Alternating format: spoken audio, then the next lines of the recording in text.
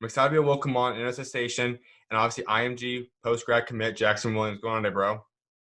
Oh, nothing much, man. For sure. Well, I mean, obviously you had the recent news. You made the decision to take a post-grad year, obviously going to IMG. What went into this decision? Why did you choose IMG and why did you choose the post-grad route? Um, it's fun. Like, not a lot of people know, but my dad actually did a post grad year too. Not a lot of people know that he did. He went to a post grad where he's from, West Virginia. He went to a military academy, but he was only there for like a week because he said when he was there they gave him a test with like 100 vocab words on it, and he just wrote his name and just left. So. But it really helped him for the time that he was there, to get stronger and stuff. And the coach at IMG, he was telling me he went post grad and it helped him get stronger. And that's really the only thing that I think I need a post grad year for is really to develop my body more. I think my skill set's there, and but I'm lacking a little bit in strength. And IMG is probably the best place to do it at. Me and my mom just took a tour there yesterday, and the facilities are just crazy. And it's close enough to home where I can come home when I want to, but far enough away where I could be away from the family and get a little feel for what it's going to be like when I do go to college. That's something I think a lot of guys are starting to pick up on and realize that there are guys obviously ready to go to college right out of high school, but there's a ton of guys that need either post-grad year or go JUCO for a year or two. And we see that so many guys either can go straight out of the pros, obviously like the guys on IMG post-grad last year, or a guy taking a JUCO route and go pro right out of it as well. Yeah, that's right. It's like it's what a lot of people got to understand is not everyone's going to be that KJ Martin. Not everyone's going to be Yeah. Anthony Simon. It's like no, not everyone can do that. Everyone thinks just because like we're there where they are, they score 30 every game. Mm-hmm. That's not going to fly everywhere else. Like there's places where people are going to be better than you. Like you're not the top, you're not the best, you're not the best one out there all the time. Mm-hmm. And so you go out there, obviously have another year, as you said, to work on strength, also just get better as a player overall. What is Yeah, your for main sure. goal? I mean, what do you want to accomplish this next season? Just really really get stronger and stay focused in the gym because where I'm at right now in Orlando. I I I play basketball. Obviously, I think that I like to think that I'm pretty good in my area. A lot of people know who I am, but I want to go somewhere where everyone's just as good or better than me, just to push me to be a better player and get the best out of myself. And obviously, you talked about how IMG is probably one of the best, if not the best place you could go to. And the facilities are better than a lot of colleges have. And you're going to be surrounded amongst some of the top high school players, top post grad guys, top of all sports. What's it going to be like being in that atmosphere, being around so much elite athletes? Oh man, it's just everything I could have wished for. Just being around those type of guys. I know I hope they're gonna push me to get better because I'm gonna do the same for them. And when you talk about college, I mean, obviously that's your ultimate goal following this next season. What's going to look into that decision? What's some of the schools that have had contact with you? What are you looking at in the recruiting process? There's one school that I'm keeping in mind just because how close I've been with them through high school and stuff. But I don't really want to talk about that. I don't want to get too into that. Mm-hmm. I don't really know, to be honest. I don't even know. Who knows? I might not even go to college. Who knows? Absolutely. And I can imagine your ultimate goal is to play pro someday. If you'll take that Yes, sir. next step, rather be in the NBA, be G League, be overseas, whatever that is, how are you going to plan to get to that goal? Just work as hard as I can. I want to go. I want to explore the world. I want to play overseas. That's probably my main goal because I'm realistic with myself. There's people the NBA. I don't know. The NBA is gonna be hard for me to do just because my body type and I'm not those guys. Those 300 guys in the NBA or however many there are. Like people don't understand really how like me being able to be. I'm blessed to be able to be around that to see what those guys are really like and it's so different than what the average person thinks it is. What goes into that, and how those guys are built. Mm-hmm. And I think you talked about that. I mean, overseas is something that I think even a lot of guys that play in the NBA always like to sometimes wrap their career up going overseas for a couple of years because you get experience from different cultures, get experience a whole different kind of life. For that, what would that be like kind of traveling, whether it be Europe, China, Australia? What would that be like? That would be a blessing. Mm-hmm. That would be like me making it. That for me, I would feel like I made it.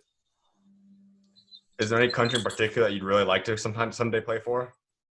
I went on a school trip to Paris and France. France was cool. I went to Paris. That place was beautiful. England is nice too, but Paris, I'd really like to play in Paris. That's big time, man. I mean, let's go through your high school career as well. I mean, you obviously went to a couple different schools. Just take us through your career. Just take us through the ups and downs of it.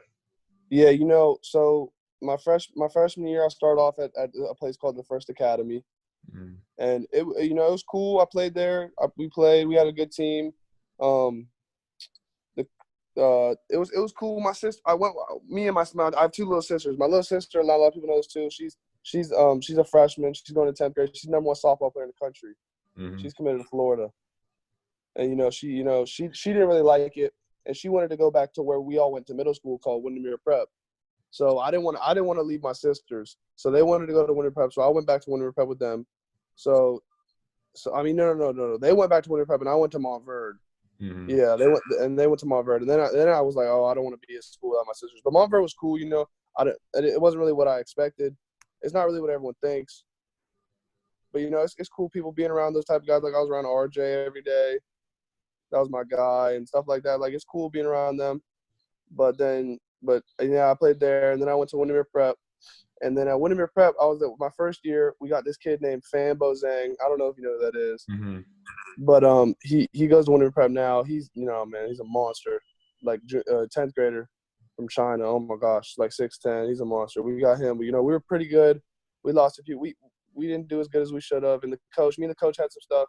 And really, the coach, he related me to my dad and stuff and just kept talking about my dad during practice and I'll never be as good as my dad, stuff like that. I didn't really mess with that. So I went back my junior year and I played and, he kept saying the same stuff.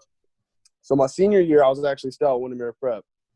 And, we were in tryouts. I was doing my thing in tryouts. That whole summer I took it personally and I think my junior year to my senior year, that summer is really when I started taking when I really started falling in love with basketball.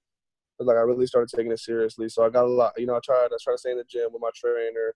We got in the gym a lot. My friends, we would all get in the gym and just push ourselves to be better. And the coach had told me during tryouts that year, he's like, we see you got a lot better. It's just we can't have you on the team. And, that kind of crushed me. I didn't even want to play basketball anymore after he told me that. And then it was horrible. But then thankfully I found Orangewood Christian. It's a school in Maitland, Florida, and I went there, and it's a great school. I recommend it for anyone that hears this and is in that area. Mm-hmm. Coach Ruda, that's the coach, and I played there. I only got to play like 11 games, 10 games, but it was the best season of my life. It was fun. I got to have a senior night, and it was a blessing. That's awesome. And I mean, as you talked about, there's a lot of ups and downs for players. For you, when you look at that, I mean, obviously, not many guys are able to just go 4 years at one school and have it always be highs. I mean, for guys Yeah. going through the ups and downs, how do you kind of recommend? How do you give advice for the guys that deal with the ups and downs of the game? You just gotta stay true to yourself and just know your own capabilities. Just Mm-hmm. know what you can do. Don't let anyone else tell you what you can and can't do. And you did talk a little about Montverde. I mean, obviously that's where you went for a little bit your sophomore year. When you're there, what was it like? I mean, what exactly is the school structure like when you go there? My coach was Brendan Boy, really good coach. Joe Katuka, really good coach, and then it was fun just being around those type of athletes because as we were talking about earlier, the NBA guys, like how they're different. Those guys are the NBA guys, like they're different. You can tell. You can tell.